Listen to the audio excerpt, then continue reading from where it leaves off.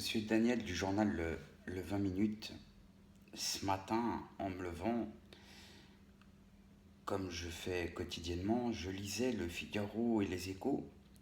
Non pas que je sois une personne intelligente comme vous, mais c'est ce que je lis au quotidien. Et en surfant sur le web, je suis tombé sur cette vidéo que j'ai regardée plusieurs fois car j'avais du mal à croire à ce que j'étais en train de visionner et surtout les propos que j'étais en train d'entendre. Monsieur, sachez-le, je suis né d'une mère française, donc je suis tout particulièrement fier d'être français, et je suis né aussi d'un père portugais, et je suis fier aussi d'être portugais.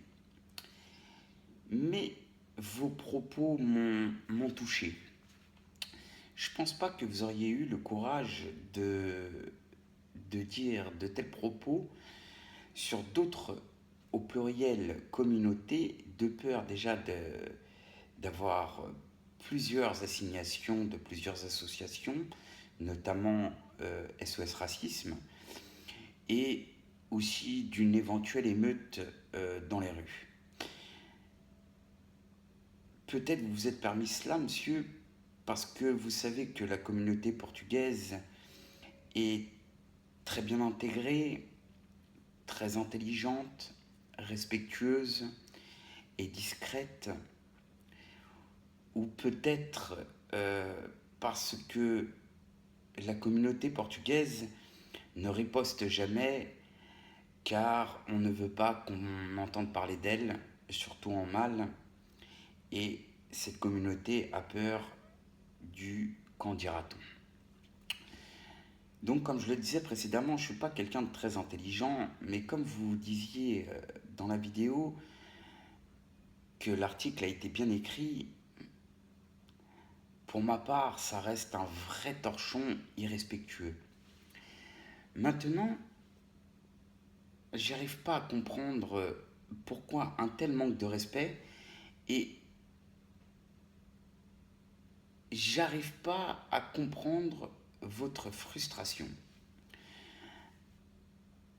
Je vais parler de frustration peut-être parce que, je sais pas, vous êtes en colère parce que votre concierge a une très belle voiture dans le garage de votre immeuble et vous roulez en vélo. C'est pas de ma faute, c'est pas de notre faute. La pauvre a travaillé, elle l'a pas volé, elle l'a gagné. Peut-être vous êtes en colère parce que les Portugais ont une belle maison et vous êtes un bon à rien, mais c'est pareil. Ils l'ont pas volé, ils ont travaillé, ils ont sué pour l'avoir, donc peut-être que ça vient de là, je sais pas, je comprends pas. Maintenant, admettons que quelqu'un qui n'ait pas la même intelligence que vous décide de créer une association car il est véritablement en colère et vexé. Et fasse appel aux 300 000 personnes qui ont vu cette vidéo et leur demande ne serait-ce qu'1 € afin de vous assigner pour tous vos propos. Est-ce que vous imaginez les conséquences préjudiciables pour votre journal? Je ne pense pas que vous ayez les moyens, même avec les assurances, de pouvoir dédommager cette association, même si elle ne garde pas les fonds pour elle et elle les reverse à une œuvre caritative. D'ailleurs, c'est une bonne idée, l'œuvre caritative, comme ça inciterait encore plus de gens à donner encore plus d'argent pour pouvoir vous créer encore plus de problèmes par rapport à vos propos. Mais là n'est pas la question. L'autre chose, la frustration.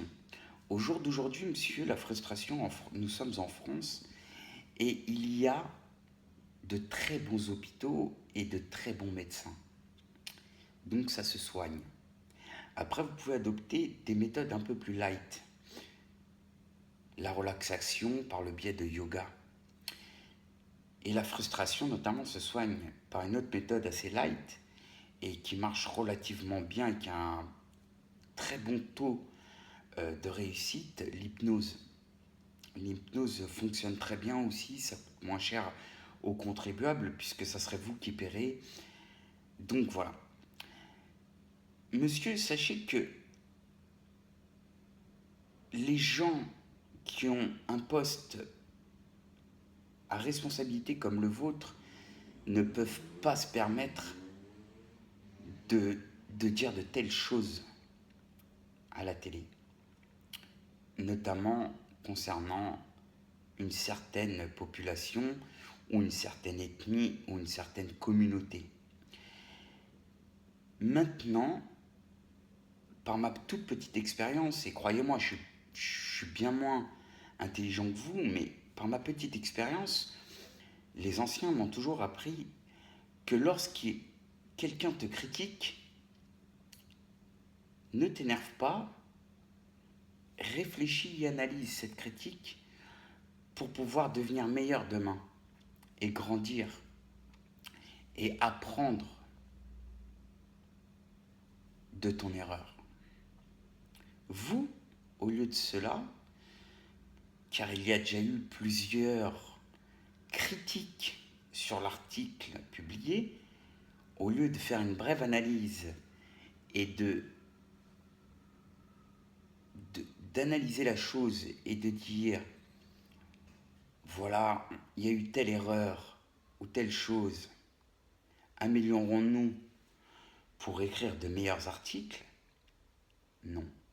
Vous allez à la télé et d'une manière irrespectueuse, et ça part dans tous les sens, vous savez plus où vous allez, mais vous avez un sacré problème, monsieur Daniel. D'ailleurs, j'arrive pas à comprendre comment vous êtes arrivé à un tel poste, à dire vrai. Parce que déjà, pour valider une grosse merde comme vous l'avez faite, franchement, dans un dîner de cons, pour moi, si je vous invite, je gagne. C'est obligé, je sors gagnant de ce dîner. Maintenant, pour ma part, sache un truc. C'est qu'avant d'aller me faire enfler par des mecs comme toi, il faut se lever de bonne heure. Et même handicapé, avec la première patate que je vais te mettre dans ta gueule, pour te moucher, il va falloir torcher le fion. Ce que j'arrive pas à comprendre, c'est que tu vois, un sans-dent, comme ils disent les gens de ton parti ou qui ont les mêmes idées que toi, ils savent parler aussi bien que toi. Donc moi, tu as mon adresse sur Facebook. C'est quand tu veux, on se réunit autour d'une table. Et on discute. Parce que moi, je sais discuter. Je sais parler. Et je sais écouter. Par contre, les gens comme toi, ils savent pas écouter. Ils savent pas analyser les critiques qu'on fait pour être meilleur demain. La personne qui a écrit l'article, la pauvre, elle a essayé de faire son boulot. Ça doit être une débutante ou j'en sais pas, un débutant. Elle a essayé de faire son boulot. Mais le pire, c'est que des connards comme toi, ils le valident et ils le publient. Donc, la prochaine fois, avant d'ouvrir ta gueule, fais attention et n'oublie pas la petite histoire que je t'ai racontée des gens en colère qui pouvaient monter une association. Parce que ça pourrait faire du mal à ton journal. En plus, niveau pub, n'oublie pas un truc, c'est que ton journal, les gens, dès qu'ils sortent du métro, ton journal, il finit à la poubelle. Ça pourrait être la fin de l'histoire.